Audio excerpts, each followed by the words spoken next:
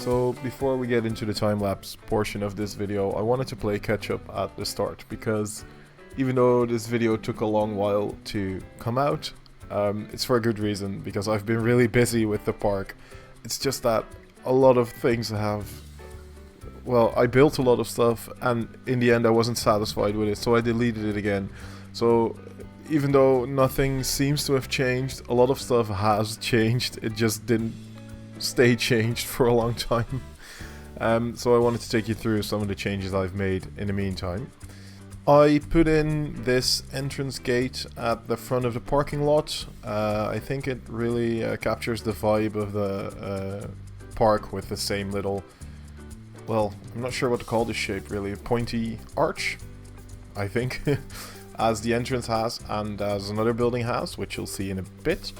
I didn't want to make it too fancy because it's not that big of a parking lot, so it has 4 entrances slash exits which can be changed at will. So there's these little traffic lights which can be put to red or green, so if the park, for example, at the end of the day doesn't have a lot of customers coming in anymore, but everybody's leaving, then probably all of them except for the right one would be set to exit only, for example.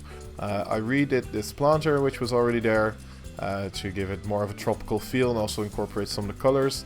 And I added in all the lines of the parking lot, all the signage, or should I say road markings. I added some letters to the poles to kind of distinguish different parking zones.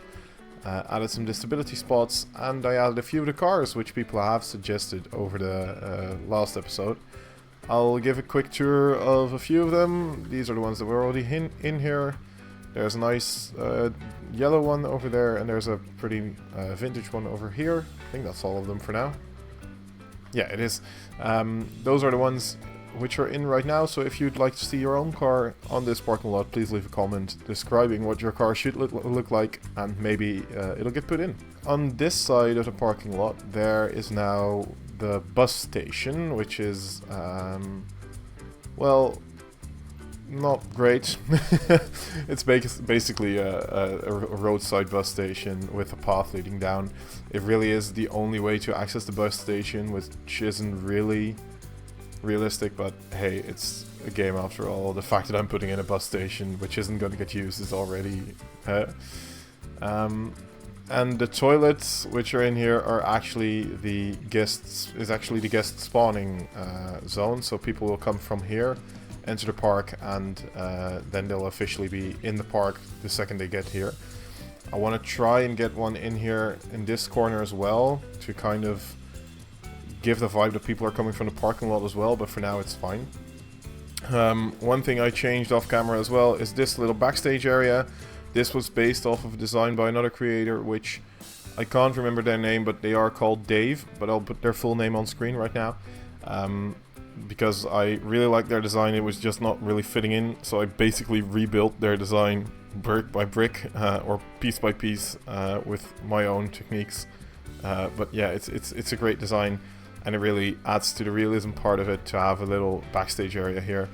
Now, everything that's being blurred on your screen right now is going to be in the time lapse. So you'll see that in a bit. All the other stuff I've done, I've been messing around with this coaster again. This is going to get changed probably 20 times before you actually see it in full, because I am really debating this one, but it's getting... I'm starting to like it more. And they added in this little kiddie ride to kind of close off Evershore Harbour in this area. Make sure that the smallest ones have something to enjoy as well. So that's basically it. Let's get to this video's main time-lapse portion, in which we're going to be finishing this whole area, which you're not seeing right now, because I want to keep something a surprise. Come on, guys. Alright, let's start with a fun fact. This is the 3rd time I am recording this voiceover. Because, well, I was going to say, as I've said, but I've said that in the previous attempts, I've been having a lot of computer issues. I won't complain about it too much because I'm privileged to even have a computer that can run Planet Coaster semi-decently, especially with the amount of pieces that have already gone into this park. But I started having computer issues even before I started this series, specifically with Planet Coaster, with it just refusing to load, and even if it did load, every second it did something, it or it froze up. And it was just unable to. I was unable to play it, so it ended up that one of my SSDs was failing, or is failing, I should say, because it's still in my computer doing, well, not a lot, but I just haven't had the time to take it out yet, or to replace it, or the money, I should say, because it's expensive getting a new one. But yeah, I think that's been kind of leaking through to other programs as well, because editing this video has already been a hell with Premiere Pro, which I've used for years. I've been doing some light design work, light editing work ever since I was 12 years old. And I started using Premiere and Photoshop Elements, which are I don't know if they are free, but they are the cheaper versions of Photoshop and Premiere with way less features in it. And it's just something I grew up with, so switching has been a chore, because I have since switched to DaVinci Resolve for, well, this video as a first, actually. So I'm hoping that helps me create these videos in a more timely manner, and also, well, make it less of a chore to make them. But yeah, I won't complain about it too much. Let's just get to what we're doing in this episode, which is the Boathouse of the Watercoaster we built a while back, or I built a while back because it wasn't on camera, and it's changed a lot since then. The layout is sort of the same. You saw me building the last part of it at the start of the time-lapse, which is actually the first time I think I've worked on a coaster in a game called Planet Coaster on camera, which is just great. It's gone through, I think, 10 different iterations over the past few weeks. I've tried everything because I just wasn't satisfied with the layout, and especially not the placement of the station and the way it went back to the station.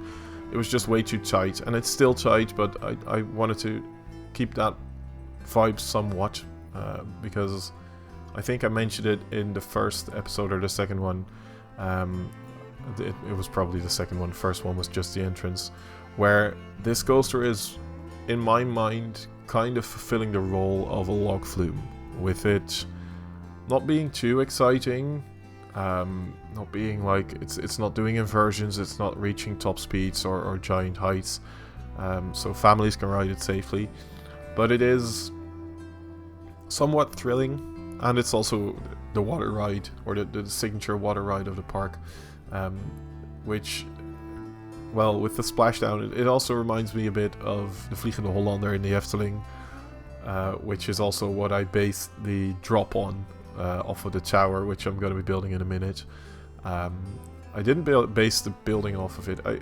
For some reason, this building turned out a bit Viking-ish. I ended up calling this boathouse Solus and Sons Boathouse, which is a little nod to Solaris, but it also is represented in the archways you saw me make a minute ago, with the yellow kind of sun pattern in its lattices. I'm just imagining this being this local boathouse where they fix up ships, and once in a while they set out on an expedition, which is what you're doing once you enter this attraction. It's an expedition for some sort of artifact, which you don't end up finding.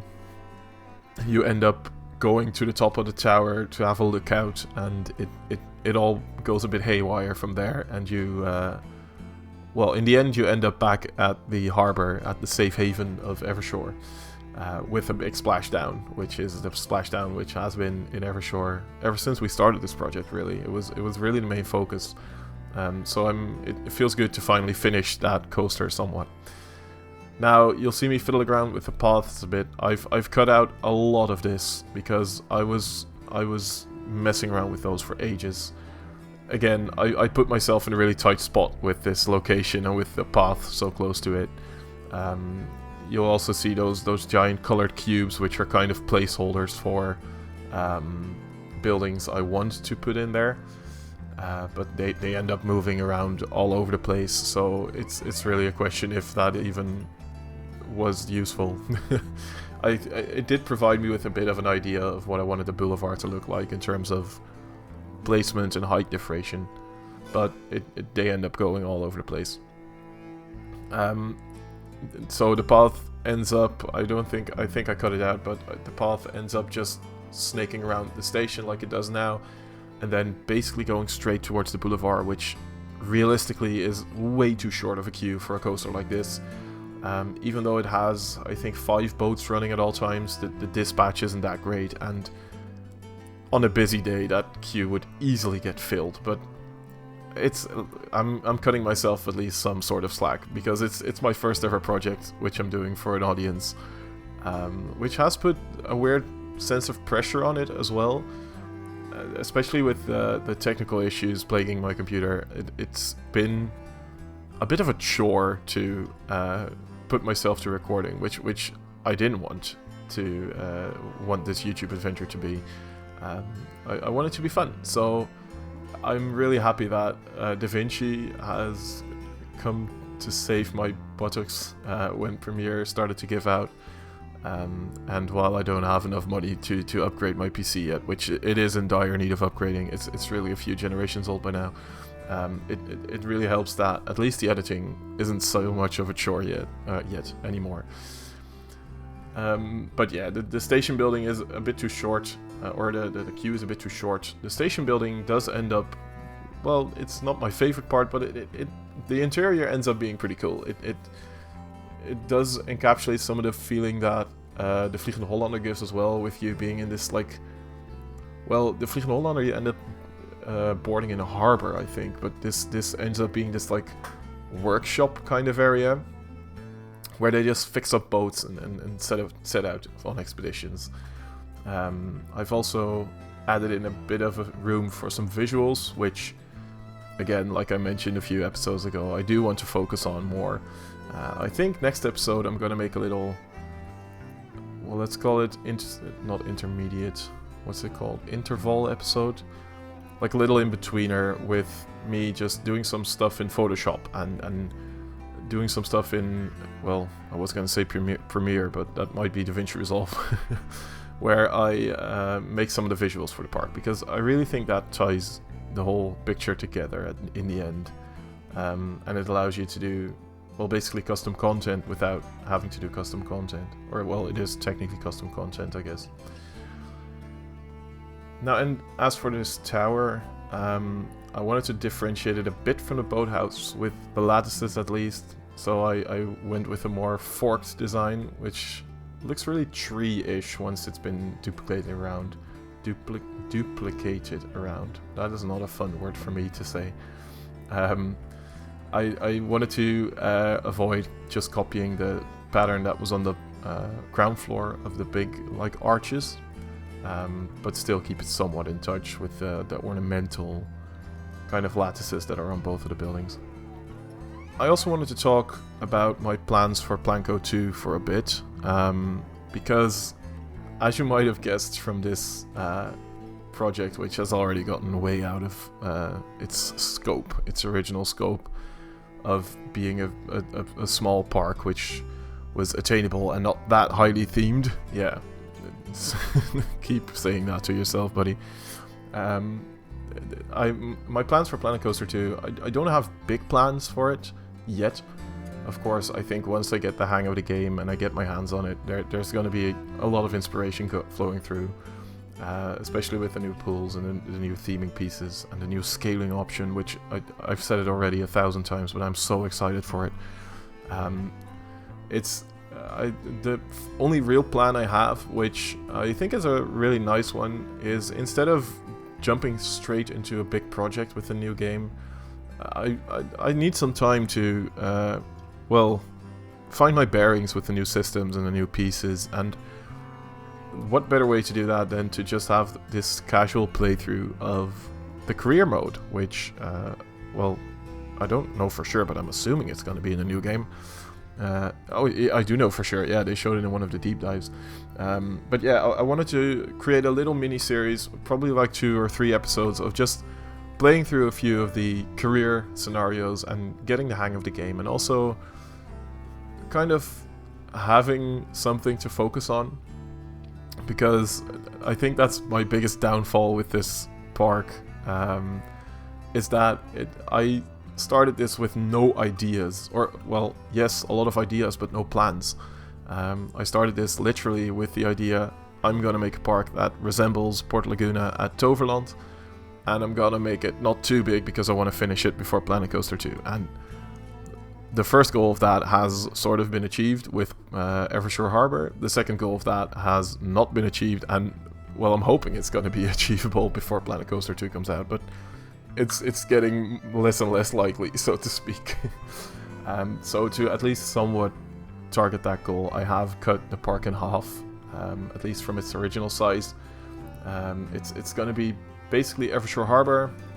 There's going to be the spooky kind of area around the coaster, which you'll see in the background, which for the time being I've named Serpent's Run, by the way, but that name might as well change. So the spooky little area, which I'm also not going to theme too much. I'm probably going to rely heavily on the fact that it's in a spooky forest and just dump a load of trees everywhere and kind of call it quits mostly when it comes to theming. There's going to be this kind of fallen civilization which is housed in there, but it's all going to be ruins, and I think, well, there's going to be some sort of entrance plaza, and there's going to be detailing, but I want to try and keep it less detailed than Evershore Harbor has been thus far, to kind of finish this park somewhat. And I also want to add one last thing, which is quite a big project. So I'm saying this, but keep in mind that this is, well, of all the things, this is most likely to not happen in the end. I want to try and get a dark ride in there, and specifically the, I think it's called Quick Draw, the shooting dark ride, because I remember when they added that in, was it the Ghostbusters update, where they had like the Ghostbusters themed car, and then in the free update along with it they added a Quick Draw version. I think that's just such a great, like, interactive game element, so to speak, but I've not seen many people use it, even though it's, well, as far as a game goes, if you end up downloading this park, you can have a look around, you can ride some of the rides, but when it comes to actually playing a game, there's not much to do. So if you do end up playing this, or downloading this save file and having a look around, it would be amazing to have at least some sort of like interactive dark ride where you can shoot around at stuff and have a high score and have some interactive elements and playability in it. And it's just really cool that Frontier added that, but I don't think I've ever used it myself either. I think I plopped it down once it was added, had a quick play around with it, and went back to just doing the stuff I know, thought, hey, that's neat, and I'm not going to spend this much time for a dark ride, let's not do this. Which is really a shame, because, like I said, it's a cool element, so I wanted to at least try and incorporate that in the park as a sort of final goodbye to the game as well, because I think I said it in the second episode, where I found one piece, which was just a basic wall with a white door, but I had never seen or used or was aware of the fact that that piece existed in this game, and it's with so many things that this game is it's already pretty old. I think it was released in 2016, or at least the alpha, and then the public alpha and beta and stuff like that. It's almost 10 years old. I was really shocked by that, and over the years it's gotten so much better and so much grander and so much more expansive in ways you can create stuff and build stuff and use your creativity, that I think some features just get lost. I end up in one of the smaller side buildings I build at the end of the time lapse. I think I end up using the little 1 meter ridge piece for like the roof. I think it's called ridge, like the little pointy part of the roof.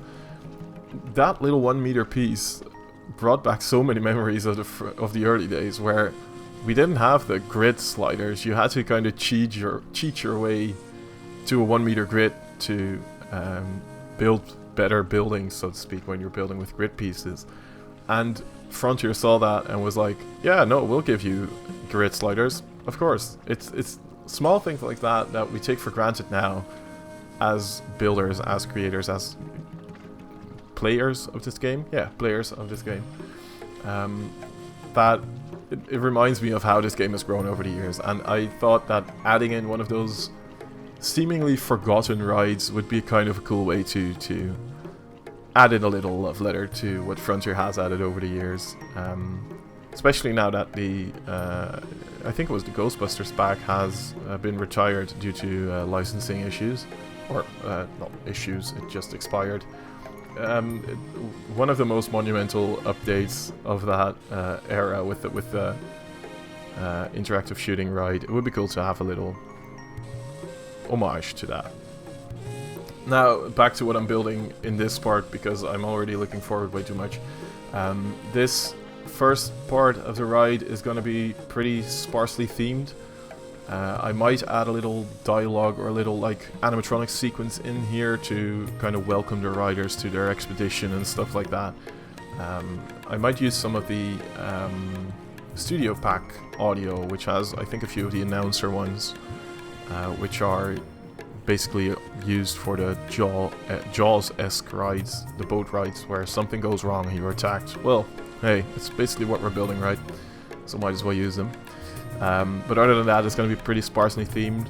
You're basically traveling through, well, a jungle, but a pretty European jungle with all the oak and sparsely, like, I don't know what they're called, the other trees, but with all the not-so-tropical trees. We do tend to plop down a few palms here and there, here in Europe, to make stuff feel tropical. So that's what I've done here as well. Just use a lot of the thicker, more densely leaved trees to hide a lot of stuff, and then plop a few palms around to make it feel somewhat tropical. The rock work is also getting kind of put through from the main part of Evershore Harbor, although it is a lot more sparse. I'm very sorry, I can't talk today. Because I wanted to avoid making it all seem like a giant rock facade, and it's also going to be way too many polys, because something you don't see in this time lapse, but you might see it in the glamour shots which I've recorded, is that my computer is struggling bad with the spark right now. Every time I switch categories, I switch from scenery to building, or from shops and facilities to rides, stuff like that.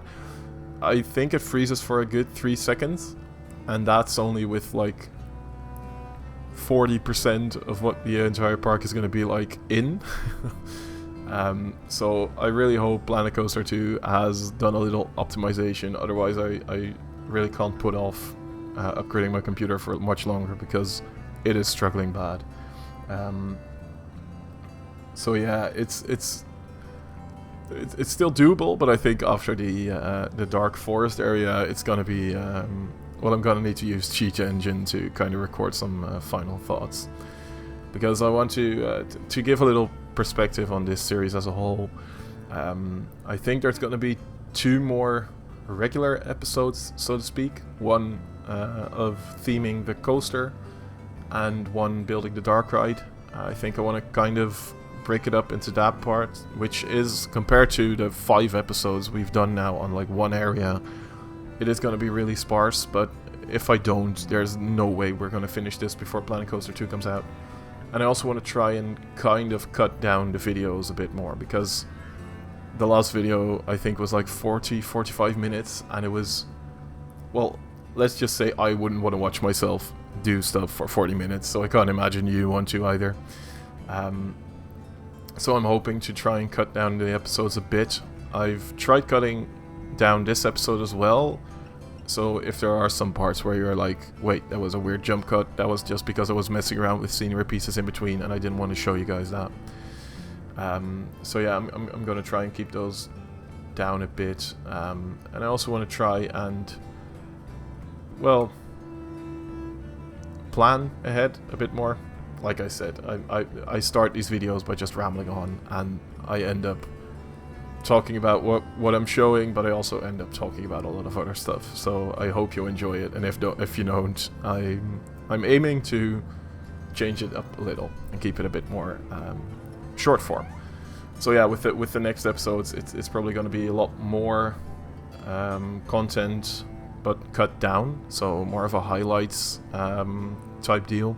I was also thinking about kind of making videos in a more Corvus kind of style, where I just build and update you throughout and just take you through what I've done and what's been going on.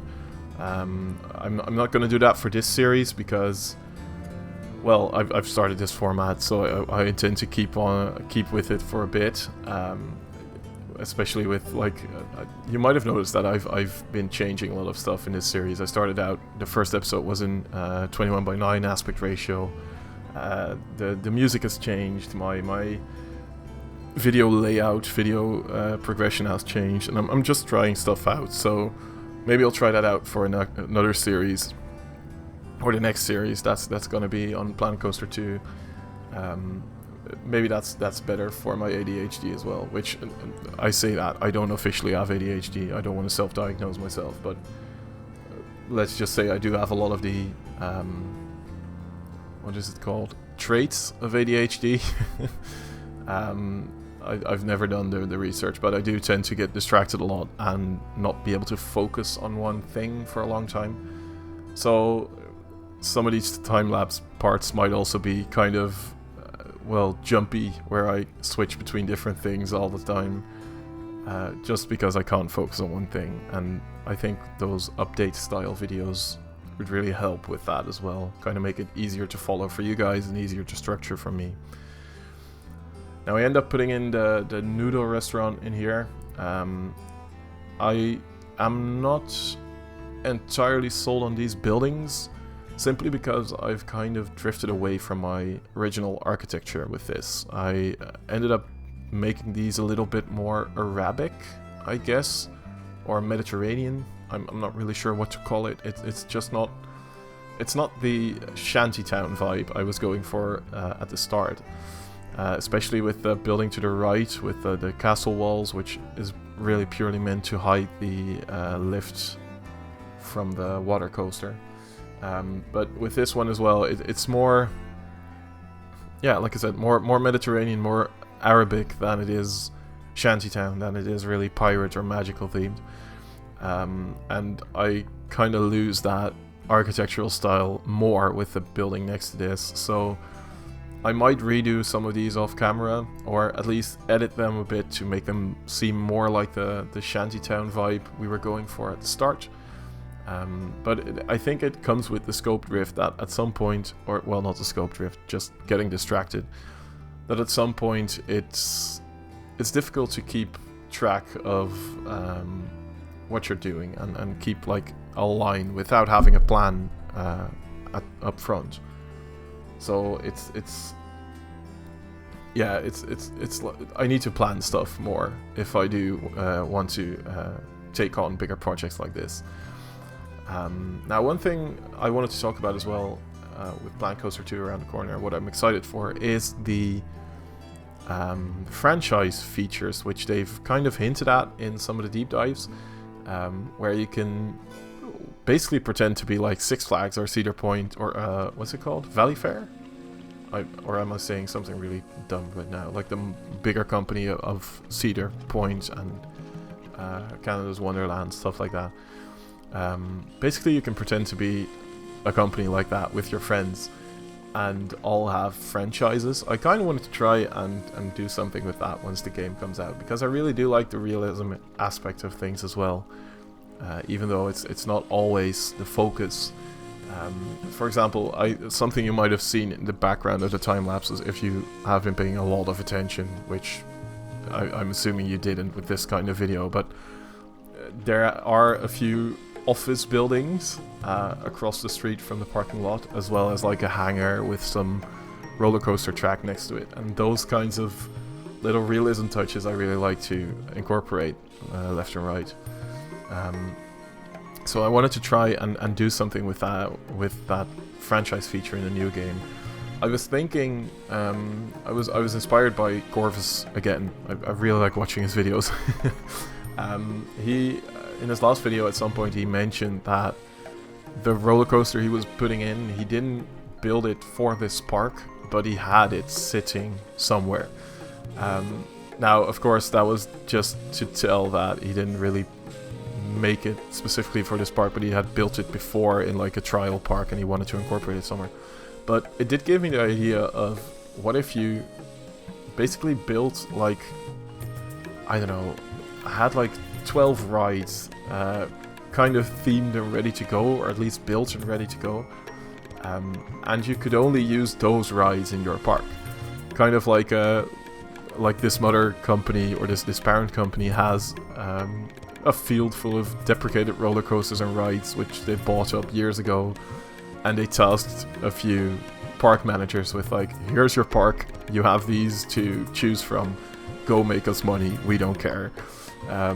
Like that would be kind of a fun limit to set yourself, because as much fun as it is to build the park of your dreams and not care about realism, it is also fun to have some limits sometimes.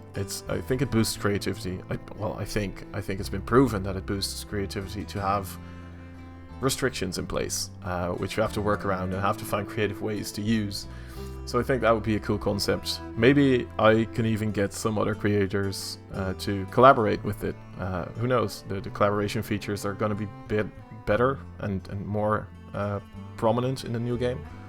So maybe it'll be easier to collaborate as well, which would be kind of fun. Now, as for the boathouse, I end up putting a few trinkets on this. Well, it's a roof, but it ends up being more of a shelf or a display case. Small trinkets which they've brought back from expeditions, or which they just didn't really have a place for. For example, the giant copper bowl or the wheel in the basket. They just throw it on top of here to kind of make space on the main floor. It kind of sells the vibe of this adventurous place. A few of these items are, of course, from the adventure pack as well, which is, well, the name suggested, doesn't it? Something I cut out, but what I also did, which you might have seen real quick, is that I added the name on the front of the boathouse as well, Solus and Sons. Now, the big kind of filler for the roof, which, as cool as it is, how tall the roofs are, it does leave a lot of empty space you need to fill. And the big filler for the boathouse is this boat in the center, which they are probably working on, or they just have hanging there for decoration. Who knows what the story is? I don't, and I'm building this stuff, so I can't blame anyone. But yeah, I wanted to have that hanging there to kind of fill the roof space, because if you've ever been in like a house with tall ceilings as well, or at least I feel that way, no matter how much stuff is on the floor, it always feels emptier. And having something big in the air does really help fill that void. Now what you're seeing me building here is something I was inspired by other rides which also do this, where they have screens kind of preparing you for boarding. Fly does this amazingly at Phantasialand, and Voltron as well, where, well, Voltron doesn't do it as much, but where they have videos of what you're going to do and what you're supposed to do. For example, with Fly, it's a little clip of like this 20s, I think that's the era roughly, steampunk guy getting prepared for his flight. So he has to put away his things in a locker, which you also have to do as a rider. He ends up boarding the vehicle, and he ends up getting whisked away. That was difficult. And I wanted to incorporate one of those signs in this building as well. So I'm gonna do some visuals for that, where it shows you what you're setting out to do, and what you're supposed to do as a rider to safely board the vehicle. Kind of finishing that storytelling part as well. Now we're getting to the end of this episode. I'm really hoping recording worked this time, because otherwise I'm doing this all for nothing again. You won't ever get to hear this. But let's just hope it didn't. Or it did. It did work. Let's hope it did.